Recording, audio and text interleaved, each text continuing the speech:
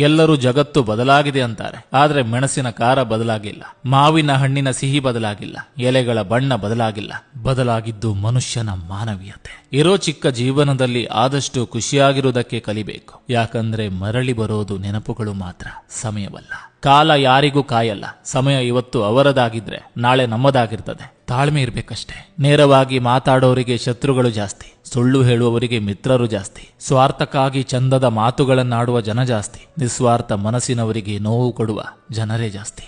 ಜೀವನದಲ್ಲಿ ಯಾರನ್ನಾದ್ರೂ ಮರೆಯಿರಿ, ಆದ್ರೆ ನಿನ್ನ ಕೈಯಲ್ಲಿ ಏನಾಗುತ್ತೆ ನಾನ್ ನೋಡ್ತೀನಿ ಎಂದವರನ್ನ ಜೀವಮಾನದಲ್ಲೇ ಮರೆಯದಿರಿ. ಜೀವನಕ್ಕೆ ಅವರೇ ಸ್ಫೂರ್ತಿ. ಮನುಷ್ಯ ಮನೆ ಬದಲಾಯಿಸ್ತಾನೆ, ಊರು ಬದಲಾಯಿಸ್ತಾನೆ, ಬಟ್ಟೆ ಬದಲಾಯಿಸ್ತಾನೆ, ಸಂಬಂಧಗಳನ್ನ ಬದಲಾಯಿಸ್ತಾನೆ, ಸ್ನೇಹಿತರನ್ನ ಬದಲಾಯಿಸ್ತಾನೆ, ಆದ್ರೆ ಅವನಿಗೆ ನೆಮ್ಮದಿ ಇಲ್ಲ. ಯಾಕೆ ಗೊತ್ತಾ? ಯಾಕಂದ್ರೆ ಅವನು ತನ್ನನ್ನ ತಾನು ಬದಲಾಯಿಸಿಕೊಳ್ಳೋದಿಲ್ಲ. ಕಷ್ಟಗಳು ಬರುವುದು ನಿಮ್ಮನ್ನ ನಾಶ ಮಾಡಲು ಅಲ್ಲ, ನಿಮ್ಮೊಳಗಿನ ಶಕ್ತಿಯನ್ನು ಅರ್ಥ ಮಾಡಿಸಲು. ನೀವು ಸೋಲೊಪ್ಪಿಕೊಳ್ಳದ ವ್ಯಕ್ತಿ ಎಂಬುದನ್ನು ಮನವರಿಕೆ ಮಾಡಿಸಲು. ಬರೀ ಹಣ ಇರುವವನು ಆಳಿಗೆ ಮಾತ್ರ ಯಜಮಾನ, ಆದ್ರೆ